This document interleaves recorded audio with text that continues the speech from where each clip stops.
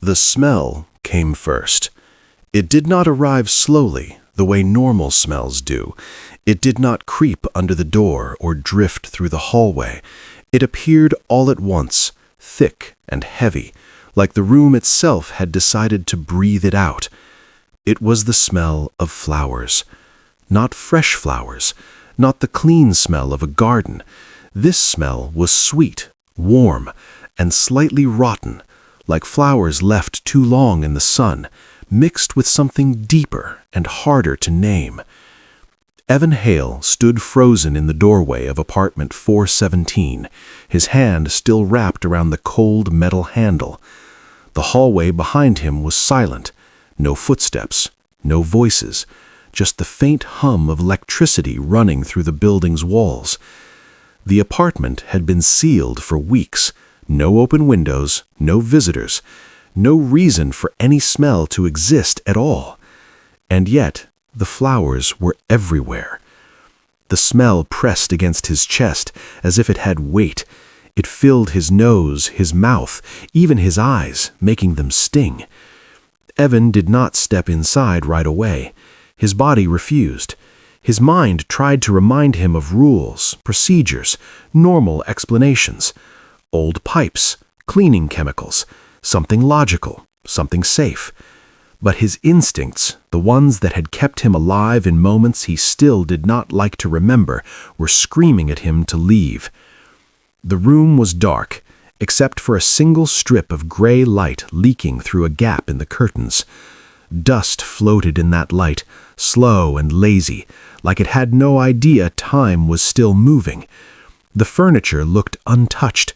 A chair near the window, a small table, a bed pushed against the far wall, and at the center of it all, the closed door to the bedroom. That was where the smell was strongest. Evan had been assigned to this building 3 months earlier. Old apartments, cheap rent, long history. The kind of place that collected stories the way walls collected stains. He was not the type who believed in those stories. He believed in paperwork, in timelines, in causes that could be written down and signed. But as he stood there, breathing in flowers where no flowers should exist, he felt something old and uneasy shift inside him. The previous tenant had died in that bedroom. That much was documented. Mara Lynn, age 32, found unresponsive. No signs of struggle, no signs of forced entry. Natural causes, the report said. The body had been removed, the room had been sealed, the case had been closed. And yet, every time Evan unlocked that apartment for inspection, the smell returned. Always after death, never before. He stepped inside. The floorboards creaked under his weight, sharp and loud in the silence. The smell thickened immediately, wrapping around him like invisible hands. It was almost comforting at first, floral, familiar, like walking past a flower shop on a warm day.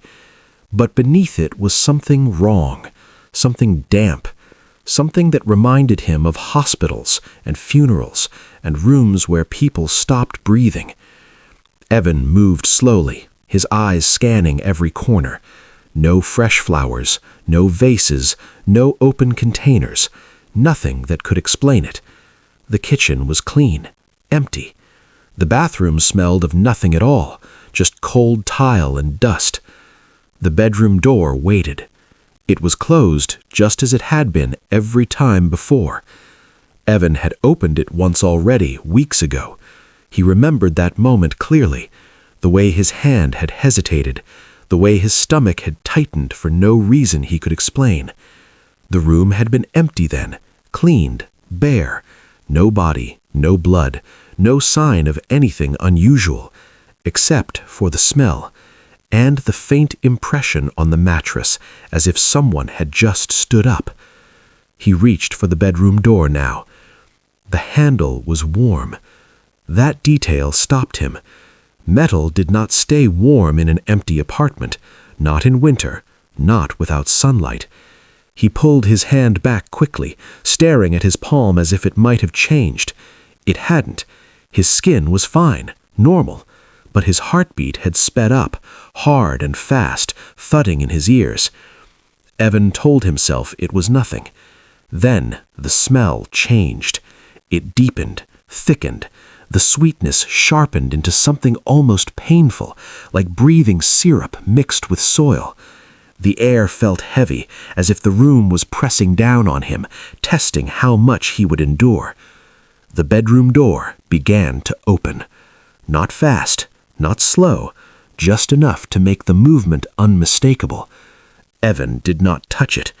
The door creaked softly as it moved, the sound dry and old, like wood rubbing against bone. The gap widened, and darkness spilled out, carrying the scent with it. The smell was overwhelming now, flowers layered over decay, layered over something human. Inside the bedroom, the light was dimmer. The curtains were thicker here. The shadows felt deeper, heavier, like they had mass. The bed was exactly where it had been before, made neatly, smooth sheets, no wrinkles. Except for one thing. At the center of the mattress, a shallow depression formed slowly, as if invisible weight was settling into it. Evan stepped back. His breath came shallow and fast now. His mind raced, searching for explanations that refused to come. He had not believed in hauntings. He had not believed in lingering presence. He believed in what he could see and touch and measure. But he could see that. The mattress sank further. The smell reached its peak, so strong that it made his eyes water. His chest tightened, and for a brief moment he felt dizzy, like the air itself was running out. Then, just as suddenly as it started, everything stopped. The mattress returned to its original shape. The smell faded, thinning until it was barely noticeable. The bedroom door stood half open, silent and still. Evan stood alone in the apartment, shaking. That was the moment he understood something was deeply wrong with apartment 417, and that whatever happened to Mara Lynn in that room had not ended when her heart stopped. Outside, somewhere deep within the building, a pipe knocked once, sharp and loud. Evan locked the apartment behind him and did not return for 3 days. But the room waited, and the flowers would bloom again. Evan Hale had learned over the years that buildings spoke in patterns. Some made noise when the pipes cooled, some breathed through vents at night, some carried the faint smell of old paint and damp paper forever, no matter how often they were cleaned. Apartment buildings like this one, tall and narrow and pressed between newer glass towers, usually followed predictable rules. Apartment 417 did not.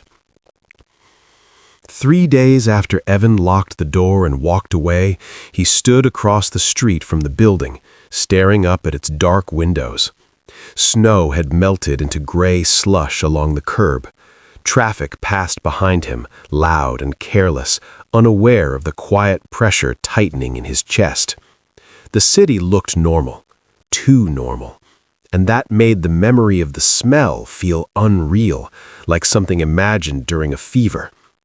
He told himself that fear grew in silence, that time distorted details, that the human brain filled gaps with nonsense when it didn't have answers.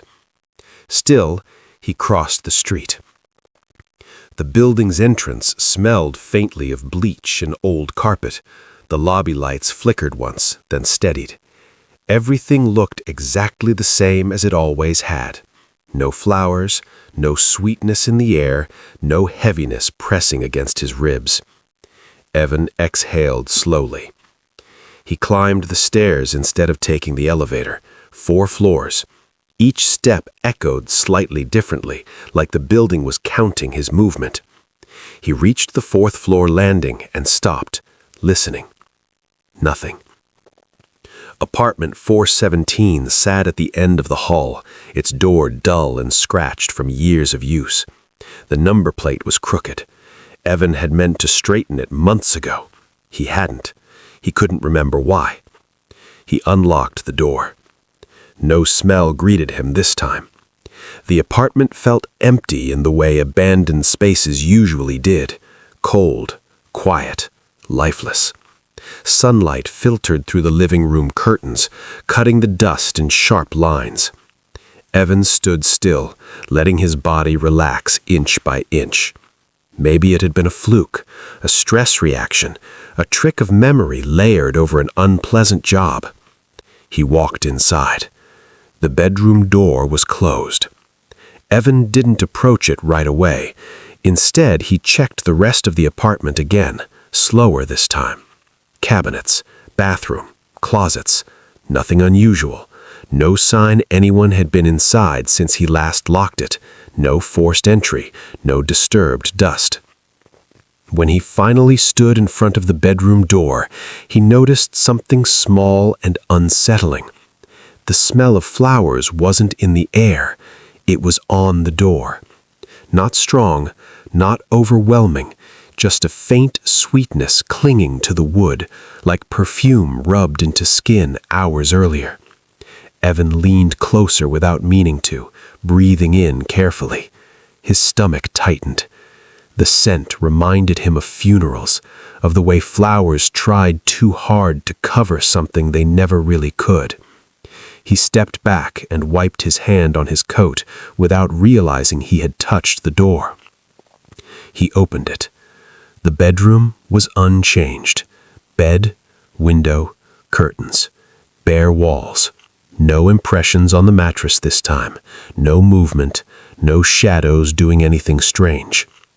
Evan stood there for a long time, listening to his own breathing. He almost convinced himself that it was over. That was when he noticed the calendar. It hung crooked on the wall beside the window. Evan was certain it hadn't been there before. The apartment had been mostly empty when he first inspected it. No personal items left behind, no decorations, just furniture the building provided. The calendar was old, paper yellowed. The image at the top showed flowers, pale ones, lilies maybe. Evan wasn't sure. The dates were marked in black ink. All of them were crossed out, except one. The circled date sat at the center of the page, dark and heavy, as if pressed hard by whoever had drawn it. Evan checked his phone. The date was today. He felt a slow chill crawl up his spine. Mara Lynn had died on this date. Not this year, years ago, but the same day, the same number. Evan lowered the calendar carefully, as if it might break. The back was blank. No notes, no names, nothing to explain why it was here now. He folded it once and slipped it into his coat pocket without thinking. Something told him leaving it behind was a bad idea. The smell returned as he turned toward the bed. Soft, gentle, almost pleasant. It spread through the room slowly this time, like something waking up. Evan backed away, heart pounding, his eyes locked on the mattress. Nothing moved. The smell grew warmer. Then he noticed the sound. At first, it was so faint he thought it was his own breathing, a slow, rhythmic noise, like fabric brushing against fabric. Evan held his breath.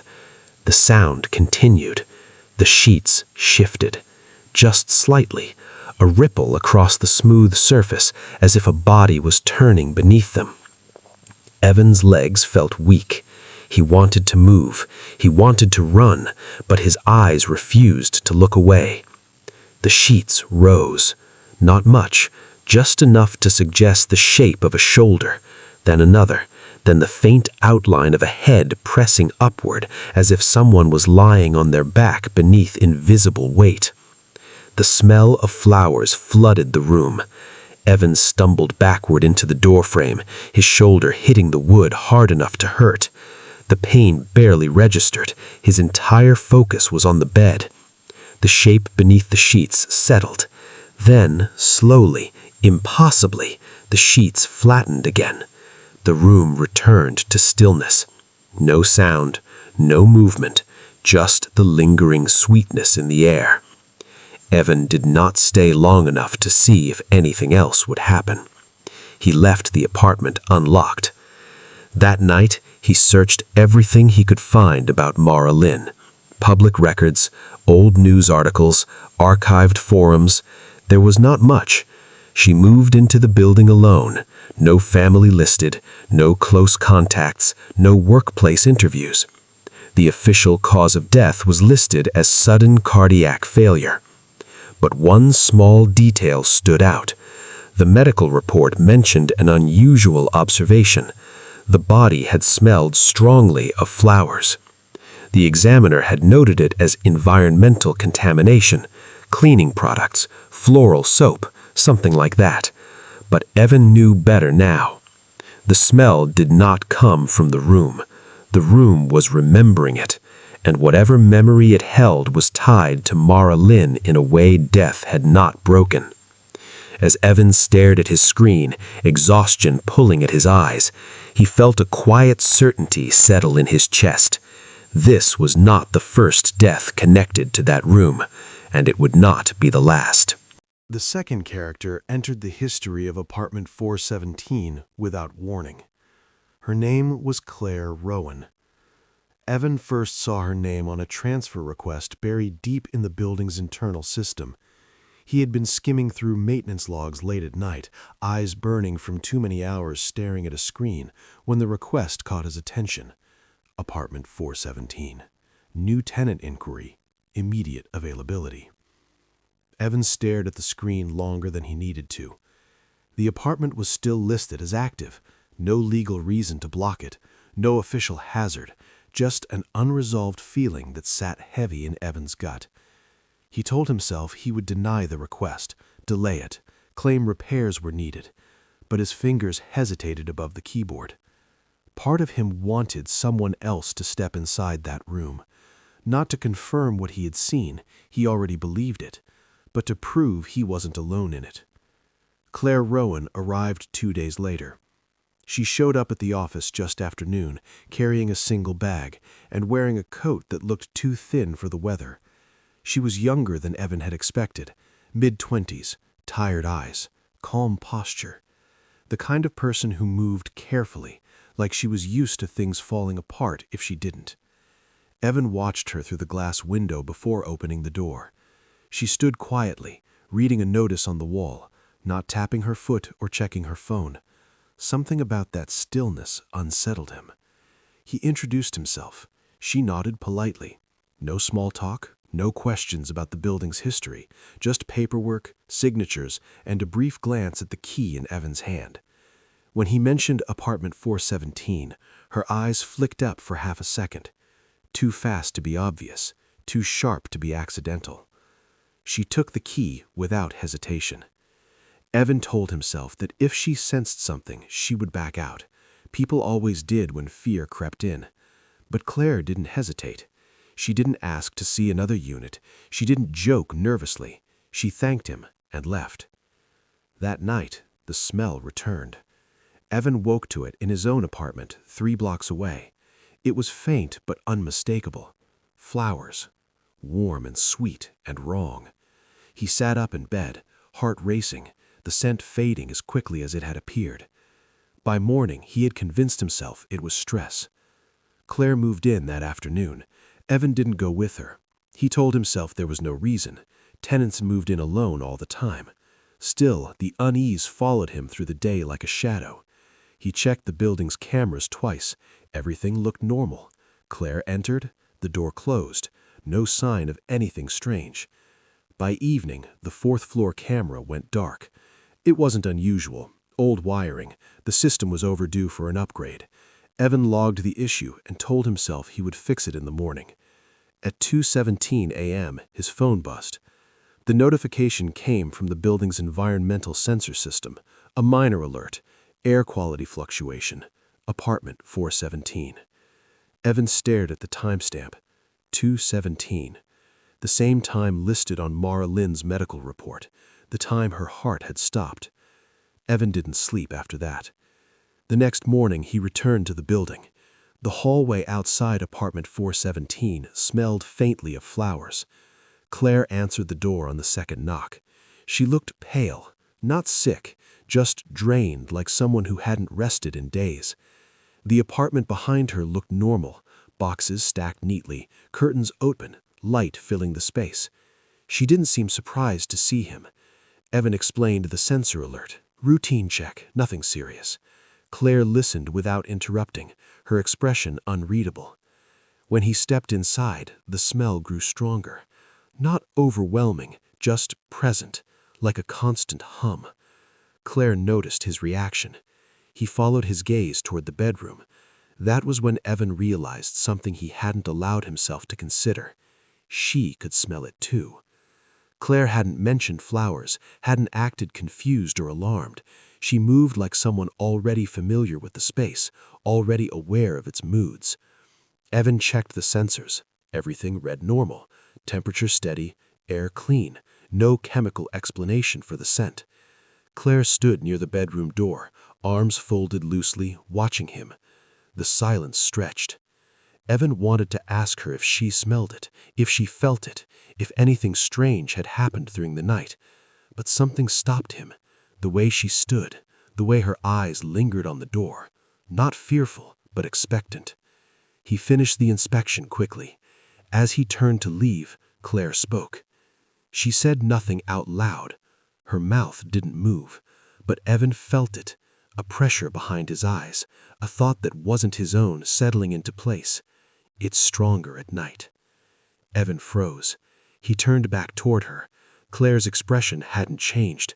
She looked at him calmly, as if waiting to see if he understood. The pressure faded. Evan left without another word. Outside, the air felt thin, cold, real. He stood on the sidewalk, breathing deeply, grounding himself. There were explanations for what he had experienced: stress, lack of sleep, his mind filling in gaps. But one truth remained. Claire Rowan was not an ordinary tenant, and apartment 417 had chosen her. That evening, Evan pulled the building's oldest records, paper files, scanned documents from decades earlier. He searched the apartment number again and again. The earliest record he found listed the unit under a different number, Room 4B. The notes beside it were brief and unsettling. Unoccupied after incident, odor complaint unresolved. No further details, no date of resolution, just a handwritten note in the margin. Flowers present. The building remembered its past in fragments. Evan learned that the hard way. The oldest records did not tell stories in full sentences. They whispered through margins, smudged ink and missing pages. Names appeared once and never again. Dates were crossed out, rewritten, corrected. Apartment 417, once room 4B, appeared often enough to feel deliberate, yet never enough to feel complete. The odor complaints were the most consistent detail. They stretched back decades, always the same description: floral, sweet, persistent. No visible source, no resolution. And always, the complaints followed death. Evan spread the files across his kitchen table late into the night. The room smelled faintly of coffee and paper. Normal smells, grounding smells. He needed that. His mind kept drifting back to the fourth-floor hallway, to the way the scent had clung to the air like a living thing. One record stood out. It was thin, older than the rest, typed on yellowed paper, the letters slightly uneven. The incident date was nearly 40 years old. The tenant's name was barely legible, but the cause of death was clear. Found unresponsive in bedroom, no visible injuries. Time of death estimated at 2:17 a.m. Evan closed his eyes. The report included a note from a responding official written in a hurried hand. Room had strong floral odor, unusual given circumstances, no flowers present. Evan flipped the page. The next sheet was blank. Not missing, not torn out. Blank, as if whatever had been written there had been erased deliberately. He sat back in his chair, the weight of it all settling onto his shoulders. The pattern was undeniable now. The room marked time in its own way. It held on to moments others wanted to forget, and it did not let go easily. Claire Rowan came to his mind uninvited. Evan realized he had not looked into her past at all. He hesitated before opening his laptop again. Part of him felt like crossing that line would make something irreversible, but the curiosity, sharp and restless, pushed him forward. Claire's records were sparse. No criminal history, no long employment trail, short-term rentals, frequent moves, always alone, always quiet. There were gaps, months at a time where she seemed to disappear from official systems. Then she would reappear somewhere else, signing another lease, starting over. One detail repeated. Each address had a death listed shortly before or shortly after her tenancy. Not always in her unit, sometimes in the building, sometimes nearby. Always unexplained, always sudden. Evan leaned back slowly. Claire wasn't causing the deaths, but she was near them. That night, the building cameras came back online by themselves. Evan received the alert while brushing his teeth. He stared at the notification, foam dripping from his mouth, his heart sinking. He hadn't touched the system. No technician had been scheduled. The building had corrected itself. He opened the feed. The fourth-floor hallway appeared on his screen. Empty, dimly lit, still. Then the smell reached him again. Not physically this time, not through the air. It arrived as a memory, vivid and sharp, filling his senses without explanation. Floral, warm, heavy, close. The camera flickered. For a brief moment, the hallway blurred like heat rising from pavement. The image sharpened again, and Evan felt his breath catch. The bedroom door of apartment 417 was open. That was impossible. The camera did not face inside the apartment. It should not have been visible at all. Yet there it was, framed perfectly, darkness stretching beyond the threshold.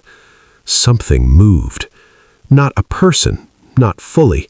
Just a shift in the shadows, like a shape adjusting its position. The movement was slow, deliberate, patient. Then the camera went black. Evan did not sleep. He returned to the building before sunrise. The lobby was quiet. Too quiet. The kind of silence that made every sound feel intrusive. His footsteps echoed as he climbed the stairs, each step heavier than the last. By the time he reached the fourth floor, his chest felt tight. The hallway smelled faintly of flowers. Apartment 417's door was closed. Evan unlocked it with shaking hands. Inside, the apartment was darker than it should have been. The curtains were drawn. The air felt thick, charged, like before a storm. The smell was stronger now, pressing against him from all sides. Claire stood near the bedroom doorway. She had not heard him enter. Her posture was still, almost reverent, as if she were listening to something far away. The bedroom beyond her was darker than the rest of the apartment, the shadows inside deep and unmoving. Evan noticed the calendar on the wall. It was back, the same one he had taken, the same circled date. He felt a cold realization settle in. The room did not lose things, it reclaimed them. Claire turned her head slightly, just enough to acknowledge his presence. Her eyes met his, and for a brief moment something passed between them. Not words, not images. Understanding. She knew. Not about Evan, not about the records, about the room. The pressure returned behind Evan's eyes, stronger this time, more focused. It remembers. The thought didn't feel like Claire's voice. It felt older, slower, like something that had learned patience the hard way. Evan staggered back a step, gripping the wall for balance. His heart pounded so hard it hurt. The smell surged, blooming outward from the bedroom, filling every corner of the apartment. The bed inside shifted. The sheets rose, not all at once, but in sections, as if something beneath them was assembling itself piece by piece. The impression of a torso, a shoulder, a head. Evan understood then. The room did not create ghosts. It reconstructed moments. It replayed the final shape of those who died within it, preserved by whatever force tied memory to space. The smell of flowers was not decoration. It was a marker, a signature, a way for the room to announce that it was remembering again. Claire stepped closer to the bed. The smell reached its peak, and then, just as before, everything collapsed inward. The sheets fell flat. The air cleared. The room returned to silence. Claire turned towards Evan. This time, the thought came gently. It only shows what it loved. Evan didn't know why that frightened him more than anything else. Evan understood something important that morning, though it took hours for the feeling to settle into words. The room was not violent. It did not chase. It did not scream. It did not force itself on those who entered. What it did was quieter, and because of that, far more dangerous. It waited. It observed. And when the moment was right, it remembered. Evan left apartment 417 without finishing the inspection. Claire did not stop him. She returned to the window, her attention drifting back toward the bedroom as if drawn by gravity. The smell followed Evan into the hallway, thinning as the door closed behind him, like a breath being held. By noon, Evan was back at his kitchen table, surrounded by files and notes. He did not turn on the television. He did not answer his phone. Every sense felt sharpened, tuned toward a truth he was circling but not yet ready to face. The phrase Claire had pressed into his mind echoed again and again. It only shows what it loved. Evan pulled the oldest file back toward him, the first death connected to room 4B. He read the name again, slower this time, letting it sit. Lydia Moore. Age unknown. Occupation listed as unregistered. Cause of death, complications during sleep. The lack of detail bothered him. Evan searched deeper, digging into archived city records that most people never touched, old housing permits, census scans, newspaper microfilm. Lydia Moore had lived in the building when it was new, back when the city had not yet swallowed the block, back when the street outside had been quiet enough to hear footsteps at night, back when flowers were sold from carts on the corner instead of behind glass counters. Lydia Moore had rented room 4B alone, until she didn't. Evan found the mention buried in a society column so small it was easy to miss, a brief announcement of a wedding that never happened, Lydia Moore and an unnamed partner, no photo, no follow-up, just a single line stating that the ceremony had been postponed due to unfortunate circumstances. 3 days later, Lydia Moore was dead. Evan's skin prickled. There were no records of a partner living with her officially, no lease amendments, no census update. Whoever the other person was, they existed only in the margins. Evan cross-referenced the dates. The smell complaints began the night Lydia died. They never stopped. The room did not remember everyone who passed through it, only those who stayed, only those who mattered.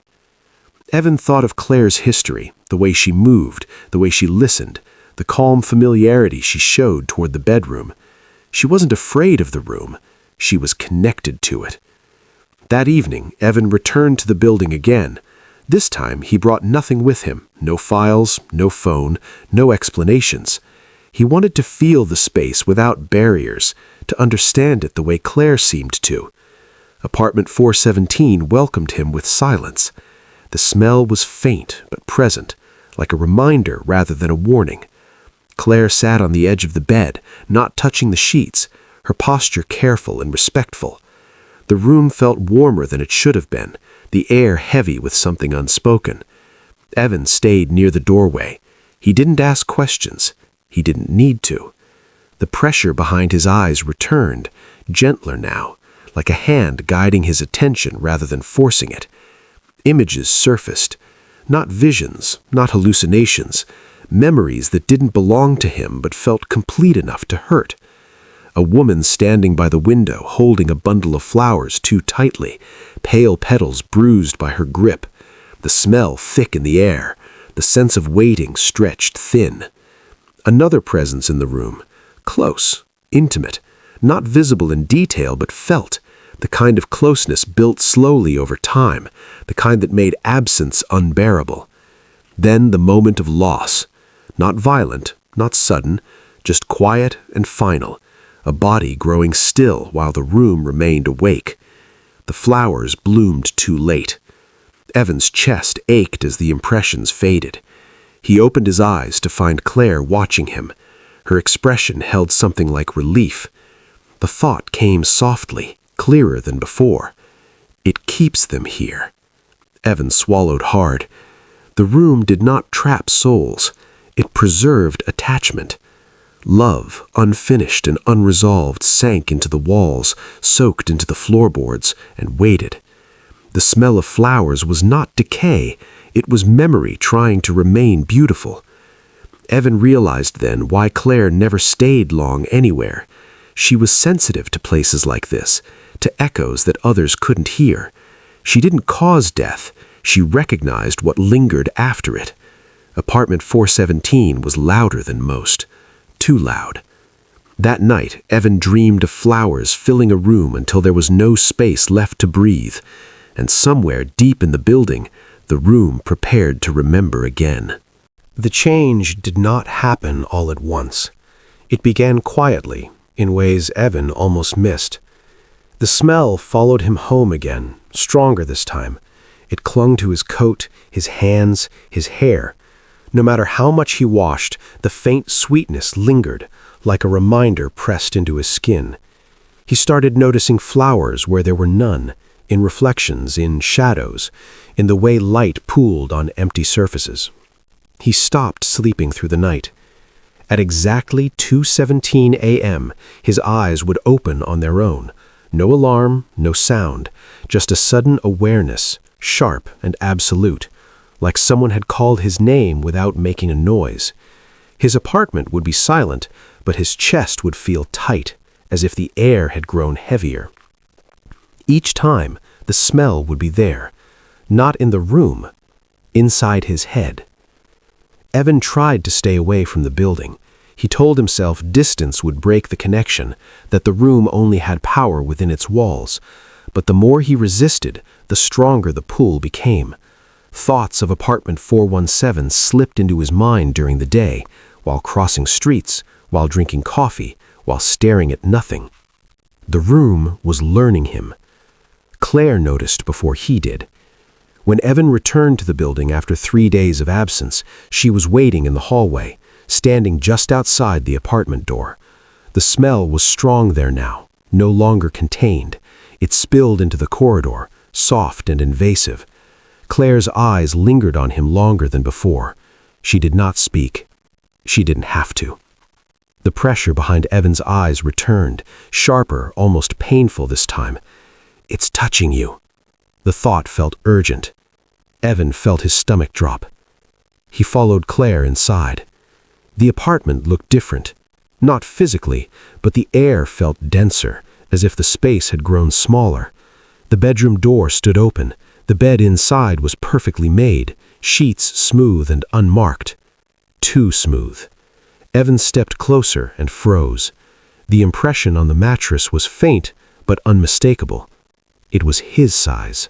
Not Mara's, not Lydia's. His. The realization hit him like a blow. His knees weakened and he grabbed the doorframe to steady himself. The smell surged, warm and inviting, wrapping around him like something familiar. The room was not replaying the past anymore. It was preparing for the future. Claire moved quickly, placing herself between Evan and the bed. Her presence cut through the pressure slightly, like a shield. The room resisted, the air growing thicker, the smell deepening. The thought came again, strained. "It doesn't want you yet." Evan's heart pounded. Yet. He understood now. The room did not take people by force. It waited for attachment, for familiarity, for love, grief, curiosity, or guilt to sink deep enough to leave an imprint. Evan had given it attention. That was enough. The smell shifted subtly, becoming less floral and more personal, like a scent tied to memory rather than place. Evan felt dizzy, overwhelmed by images that weren't his but were becoming so. A bed, a window, flowers brought too late. Claire pressed her hand flat against the wall. The room reacted.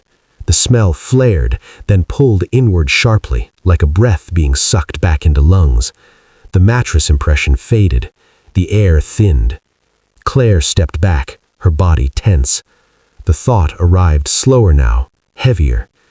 It doesn't let go once it finishes remembering. Evan stared at the bed, understanding the truth with sick clarity. Mara Lynn had not been the room's last memory. She had been a rehearsal. That night, Evan did not leave the building. He sat in the stairwell on the 3rd floor, far enough away to dull the pull but close enough to feel its presence. The smell drifted up and down the stairs, faint and persistent, like a signal. At 2:17 a.m., the building shifted. Not physically, something deeper. Evan felt it in his bones. Upstairs, in apartment 417, the room bloomed. The smell flooded the hallway, stronger than it had ever been. Floral and thick and suffocating. The lights flickered. Somewhere a pipe knocked once. Evan stood, heart racing, his feet moving before his mind could stop them. He reached the 4th floor just as the smell peaked. The apartment door was open. Inside, the bedroom glowed softly, illuminated by no visible source. The bed waited, sheets pristine. Claire stood at the threshold. She had not crossed it. The room pulsed, impatient now. The thought came, not from Claire, but from the room itself. Stay. Evan felt the word wrap around his chest. Claire turned towards him. Her eyes held something close to sorrow. She had seen this before. Evan took a step back.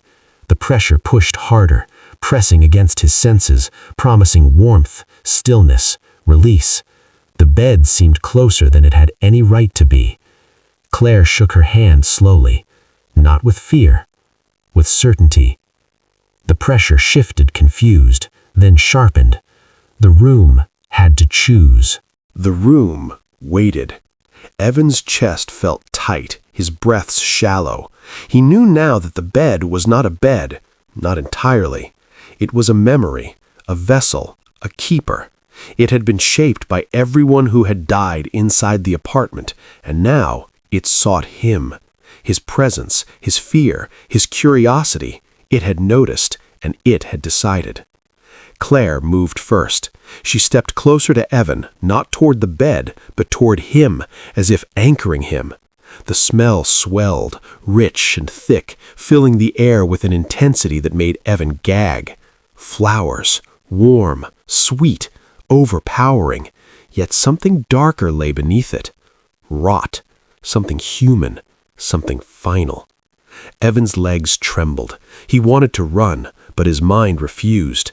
Every instinct screamed that running would only make the room angry, and he could feel it, the pressure in his chest, the weight of centuries of attention, attachment, and grief pressing down on him. The bed shifted, slowly, almost deliberately. The mattress sank where his body would have fallen.